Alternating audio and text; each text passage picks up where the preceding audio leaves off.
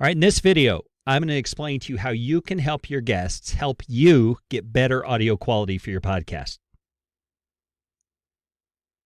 Kerry Green, Podcast Fast Track. I am here to help you take the pain and the time suck out of podcasting. And we're doing it today by talking about how to help your guest help you make better audio for your podcast interviews.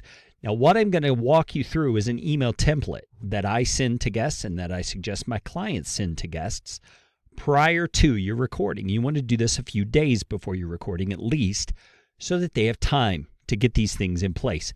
Now, granted, they may not read the email. You'll know the moment they show up on the podcast interview if they haven't read the email, but that's okay. You're going to walk through things with them once they show up. But I want to walk through these pieces with you. I'm also going to supply a template to my email in a link in the description of this video so that you can download it, modify it to fit your show, and use it for your own purposes in getting your guests to help you get better audio.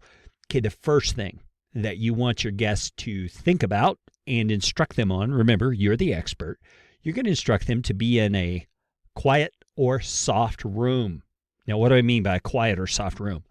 Well, it's a room where echo doesn't happen very much. It's got soft things in the room, soft furniture. You know, the best studio I was ever in was in a walk-in closet with all the clothes hanging. You know, those kinds of things. So you don't want their voice banging around in the room. And don't forget the floor. Area rug on the floor, carpet on the floor, that kind of thing. You want to suggest to them that that's the kind of place that makes for the best podcast recording. So encourage them to find a room like that they can record the interview in. Number 2, you want to ask them to have a wired connection, not a Wi-Fi connection. So you want their computer to be connected directly to the router or the internet connection that's hardwired into the house or the building where they're recording. This is going to just build some reliability into your situation. Not a big deal. Most people can do it, but it's something we don't always think about because Wi-Fi is so convenient. So get that hardwired connection in their brain so they're thinking about that. All right, third thing that I want you to focus your guests' attention on is earbuds or headphones. Now, why do they need earbuds or headphones when they're doing a recording with you? Well, it's because if you're doing it on a computer, like most interviews these days are done, they have to hear you somehow.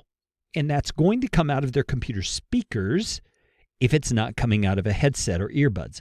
And where is that sound going to go when it comes out of your computer speakers? Well, yes, into their ears so they can hear you, but also right here, directly into their microphone. And so you're going to create this tunneling kind of echo effect where there's this ghosty sound of your voice behind their channel of audio, and you don't want that. So encourage them, at the very least, to get earbuds and possibly even closed ear headphones like these. And a little tip on that. Ask them to turn the volume on those down as low as possible for them to still hear you clearly. Because sometimes people will wear earbuds or headphones, but they'll jack that volume up, and it still comes through in the microphone. So earbuds, headphones, volume down. All right, next, you want to instruct them to turn all noisemakers off. Make sure that they turn off their phone, their AC or heat, they turn off their printers, they turn off notifications on their computer, maybe even turn down their computer speakers, except if they're wearing headphones or earbuds, they can't do that because they need to hear you, right? All right, right. That's a good plan. So just think it through. What are the noisemakers that could interrupt the recording and come into their microphone? You want to ask them to take the time to turn all those off. And again, second video in this series is going to walk you through how to do that again to make sure it happens. Next, I want you to instruct them to use a computer to connect with you, not this thing, okay? Cell phones are notoriously bad microphones, notoriously bad connections for the high bandwidth things that you want to do on a podcast episode. So unless you're using an app that is phone dependent, like Ringer, or unless you are getting some high profile person and that's the only way they can connect with you, ask them to set up the recording session on a computer, not a phone. Your connection will be more stable because it's a better device to record on. All right, next thing you want them to focus on is getting an external microphone. Now, it doesn't have to be one this fancy. This is the Rode Podcaster. If you want one, I've got an affiliate link in the description. It's a great microphone, but theirs doesn't have to be this fancy. In fact, if they're not a podcaster already, they're probably not going to have any kind of external mic. So what do you do there? Well, I've got one client who sends her clients this microphone that you can see in the picture here. She will send it to them with a postage-paid return envelope. You could encourage your clients or your guests to buy this because it's a very inexpensive microphone, probably less than $70, and then they'll have it from then on. Car going by outside, sorry for that. You can also, as a gift to them, and if you've got the budget, send them one of these. Not very expensive, $11, $14. You could ship it to them directly from Amazon, and they actually get pretty decent sound. I use one. I've got one right back here on the shelf. They're a great microphone for this kind of thing. The point is this. You don't want them using the microphone in their computer. They're notoriously bad. Now, the only exception, and it sounds pretty good, believe it or not, is the brand new 2020 version of the Apple PowerBooks. They have a podcast quality microphone built in, and they actually sound pretty decent.